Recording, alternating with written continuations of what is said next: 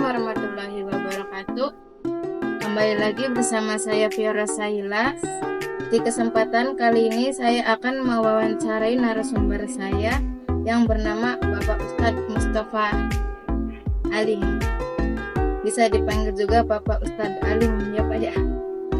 Yang saya pertanyakan kali ini tentang keterangan hadis dhaif dalam pandangan masyarakat menurut narasumber saya yaitu Bapak Ustadz Ali. Izin bertanya Pak ya. Yang pertama, apakah Bapak Ustadz masih suka mengkaji tentang hadis-hadis yang dipandang dhaif dalam pandangan ulumul hadis atau tidak?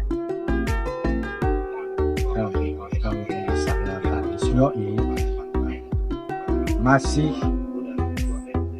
saya juga masih melakukan hadis-hadis dhaif sebagian, tapi dulu semangat mengamalkan hadis dhaif, tapi sekarang mulai turun seiring usia bertambah, banyak pekerjaan, ya pekerjaan tani, kalau sudah lelah ya malas jadi. Nah itu, jadi memang hadis dhaif itu sebagian ulama, kebanyakan ulama itu dibolehkan mengamalkan hadis dhaif. Boleh mengamalkan, tidak ada yang melarang. Artinya hadis dhaif, hadis lemah,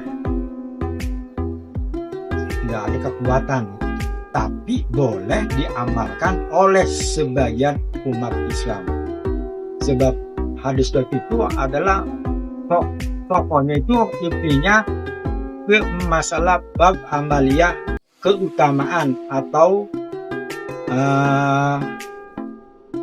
padoil amaliyah, keutamaan, pokoknya keutamaan masalah bab amaliyah, seperti keutamaan puasa, keutamaan sholat sunnah 12 rakaat sesudah sholat maghrib.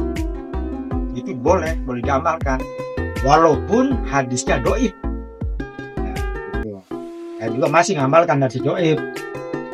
Baik, yang kedua, menurut Bapak, kenapa alasan hadis dhaif itu masih suka disampaikan ke masyarakat?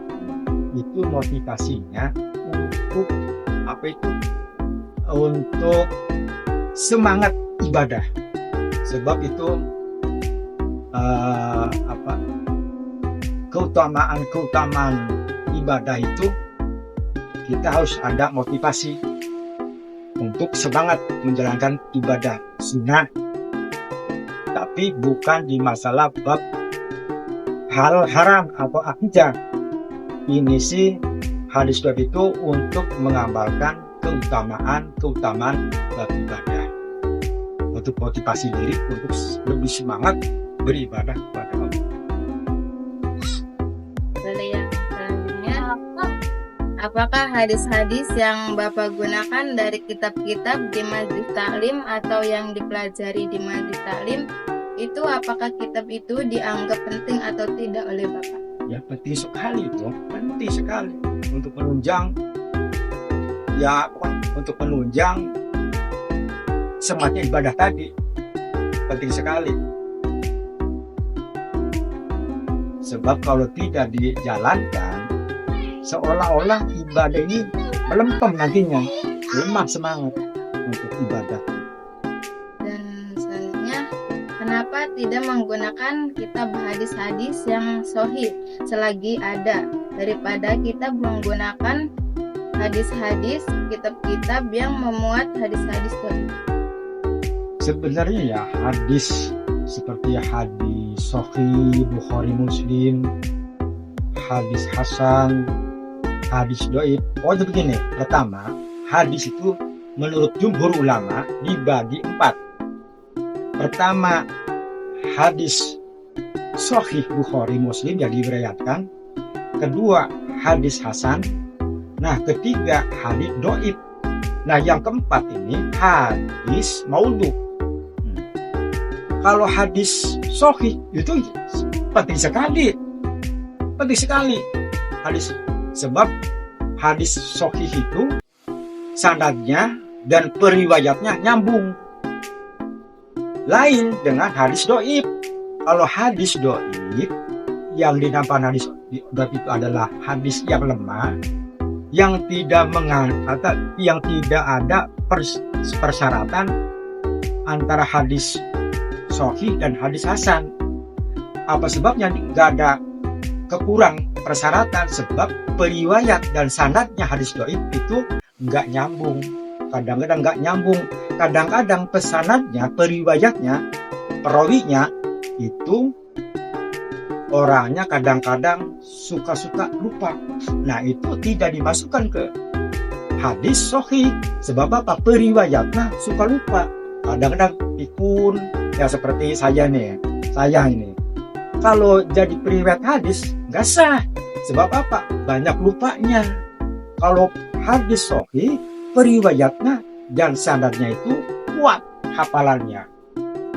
Itu ya beda dengan periwayat dan sanadnya yang kadang-kadang putus, periwayatnya lupa, itu nggak sah jadi syarat hadis sahih.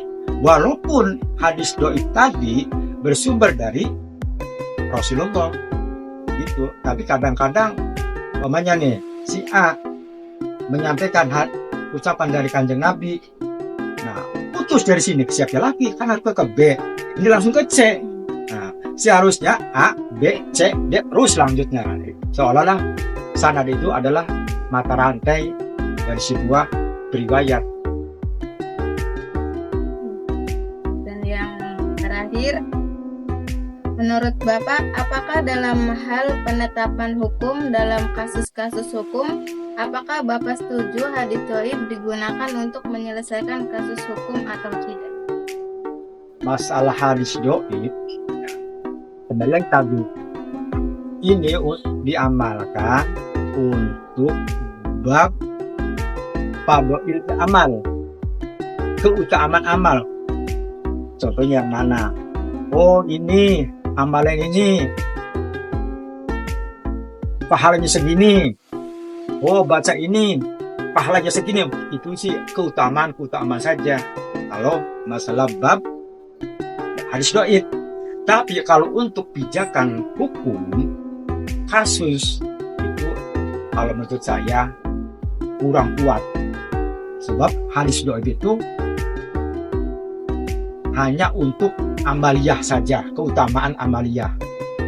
Kalau masalah haram, hukum, akidah, jangan pakai hadis doib. Seharusnya hadis sahih. Dikeluarkan oleh Bukhari Muslim contohnya tuh. Baik, bisakah Bapak menyimpulkan semuanya? Ya.